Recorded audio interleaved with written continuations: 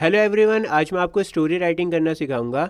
सबसे पहले हम लोग देखते हैं कि आपकी स्टोरी का स्ट्रक्चर कैसा होगा। तो कहानी में होते हैं कैरेक्टर्स, और आपको ये ध्यान रखना है कि 2 3 4 से ज़्यादा कैरेक्टर्स ना हो। ऐसा ना हो कि बहुत सारे कैरेक्टर्स को आप इंक्लूड कर दो और आपकी स्टोरी बहुत ही कॉम्प्लिकेटेड हो जाए और उसको समझने में बहुत एफर्ट लगे। आपकी स्टोरी बहुत सिंपल होनी चाहिए, लैंग्वेज भी आपकी सिंपल होनी चाहिए, और कैरेक्टर्स कोशिश करो 2 3 से ज़्यादा ना हो। तो करेक्टर आएगा, और इसमें जो मेन करेक्टर होगा ना, उसको कोई भी एक प्रॉब्लम दे दो। कोई प्रॉब्लम दे दो या कोई गोल दे दो जिसके पीछे वो भाग रहा हो। जैसे फॉर एग्जांपल मान लो मैं रमेश के ऊपर कहानी बना रहा हूँ। और हाँ, एक बात और है कि करेक्टर को ना नाम दोगे तो बेहतर रहेगा। जैसे कोई मेन करेक्टर है आपकी कहानी में, उसको नाम दे दो, रमेश दे दो, सुरेश दे दो, सुनीता दे दो, बबीता दे दो। तो हम कहानी बना रहे हैं रमेश की, तो हम कह सकते हैं कि रमेश जो है वो बहुत ही गरीब परिवार से बिलोंग करता था और बहुत मेहनत से पढ़ाई करता था, पढ़ाई में बहुत अच्छा था, और उसका सपना था कि वो फ़ौजी बने। तो एग्ज़ाम की तैयारी कर रहा था और बहुत मेहनत से उसने पढ़ाई करी और उसका एग्ज़ाम क्रैक हो गया।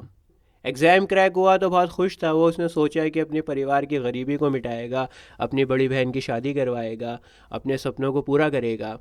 लेकिन किस्मत में कुछ और ही लिखा हुआ था। जब वो शहर से अपने गांव में वापस जा रहा था तो उसका एक्सीडेंट हो गया और उसकी आंखें खुली अस्पताल में, और अस्पताल में उसको पता लगा कि उसकी दोनों टांगें कट चुकी हैं। तो यहाँ पर देखो कितनी बड़ी प्रॉब्लम आ गई ना प्रॉब्लम। अब आपको दिखाना है एक्शन। आपकी कहानी का हीरो है, हार तो मान नहीं सकता वो। आपको दिखाना है कि कैसे उसने प्रॉब्लम को फेस करा, क्या क्या एक्शन लिए उसने, और कैसे फिर प्रॉब्लम उसने सॉल्व करी। और कोशिश ये करना है कि आपकी जो स्टोरी है ना वो पॉजिटिव ही रहेगी। लाख परेशानी आ जाएं, चैलेंजेस आ जाएं, लेकिन ओवरऑल जो स्टोरी है ना वो पॉजिटिव रहेगी। अगर नेगेटिव में जाओगे तो उसको संभालना थोड़ा मुश्किल हो जाता है कई बार। तो रमेश की टांगें कट चुकी हैं, वो फ़ौजी नहीं बन सकता, तो बड़ा परेशान होता है बेचारा। डॉक्टर उससे आके कहते हैं कि तुम ना अपना यूट्यूब चैनल स्टार्ट कर सकते हो। जो भी तुमने पढ़ाई करी है, जो तुमने मैथ्स सीखी है, इंग्लिश सीखी है, उसको यूट्यूब के ऊपर पढ़ाओ। मैथ्स बहुत अच्छी थी रमेश की, तो उसने अपना यूट्यूब चैनल बनाया मैथ्स वाले, और पढ़ाना स्टार्ट करा। लोगों ने उसकी वीडियोस को लाइक करना स्टार्ट करा, उसके चैनल को सब्सक्राइब करना स्टार्ट करा। धीरे धीरे उसका चैनल बढ़ता चला गया। अब हम बढ़ेंगे क्लाइमैक्स की तरफ। जो भी आपने प्रॉब्लम क्रिएट करी है ना, उसका सॉल्यूशन दो आप क्लाइमैक्स के अंदर।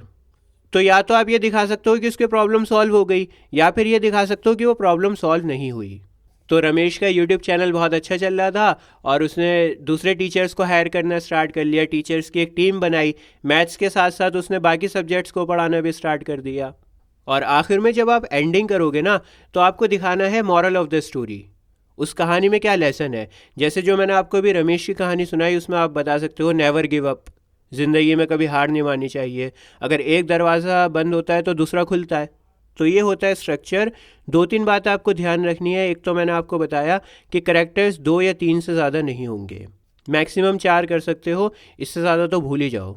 और दूसरी बात का आपको ध्यान रखना है कि इसमें पास्ट टेंस बहुत इंपॉर्टेंट है, क्योंकि ज़्यादातर जो स्टोरी है वो पास्ट टेंस में ही चलेगी, तो पास्ट टेंस को मास्टर करके जाना। तीसरी बात आपको ध्यान रखनी है डायलॉग्स की। कोशिश करना है कि आपकी कहानी में डायलॉग्स हों, लेकिन ऐसा ना हो कि आप ज़बरदस्ती डायलॉग्स दे दो। टीचर्स क्योंकि अक्सर बताते हैं कि आपको डायलॉग्स लिखने हैं, डायलॉग्स लिखने हैं, तो बच्चे अक्सर यहाँ पर पता है क्या मिस्टेक करते हैं, ज़बरदस्ती डायलॉग्स को घुसा देते हैं। वहाँ पर कोई ज़रूरत नहीं है उस चीज़ की, लेकिन क्योंकि आपको बोल रखा है कि डायलॉग्स लिखने हैं, डायलॉग्स लिखने हैं, तो आप ज़बरदस्ती लिखने की कोशिश करते हो, और टीचर का वहाँ पे ध्यान जाता है, और अगर आपने उसको सही तरह से एड्रेस नहीं करा तो वहाँ आपके मार्क्स कट जाते हैं। तो फ़ायदे के बजाय उल्टा नुकसान हो जाता है। डायलॉग सिर्फ वहीं डालना है जहाँ पर उसकी ज़रूरत है, ज़बरदस्ती नहीं लिखना कोई डायलॉग। और आखिरी बात यह है कि आपकी कहानी ओरिजिनल होनी चाहिए, क्योंकि आपके टीचर ने बहुत सारा लिटरेचर पढ़ रखा है, बहुत सारी कहानियों को पढ़ रखा है। अगर कहीं से भी कॉपी करी ना, तो टीचर यूँ समझ जाएगा। चलो अब हम लोग एक क्वेश्चन को देखते हैं। Write an original story with the words he was the funniest boy I had ever met, he would make everyone laugh. इस तरह की लाइन आपको दे दी जाएगी और आपसे कहा जाएगा कि इसको आगे लेके चलो।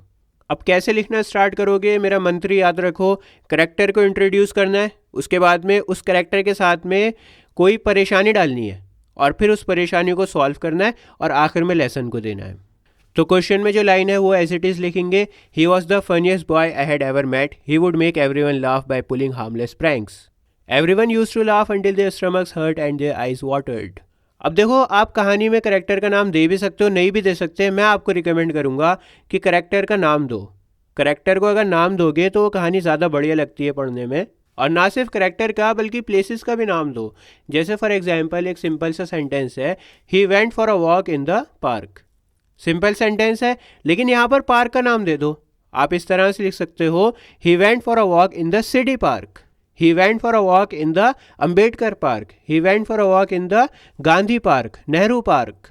जब इस तरह से आप छोटी छोटी चीज़ों का ध्यान रखना स्टार्ट करोगे तो बहुत ज़्यादा फ़र्क पड़ता है। यही छोटी छोटी सी चीज़ें हैं जो बाकी बच्चों से आपको अलग करती हैं।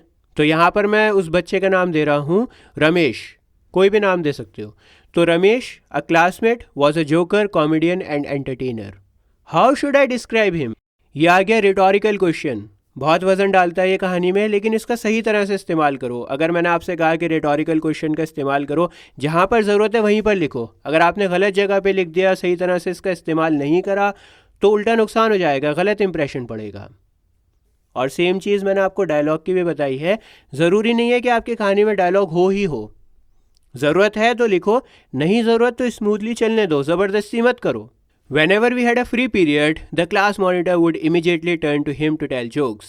However, the entire class had to keep their mouths closed while laughing so that the teachers would not punish us. He imitated great comedians from the Hindi film industry such as Shakti Kapoor, Kadir Khan and even female artists such as Bharti Singh. देखो यहाँ आ रहे हैं आपके नाम लिखे हुए, जहाँ पर नाम आते हैं ना वहाँ पर आपकी स्टोरी बढ़िया बननी स्टार्ट हो जाती है।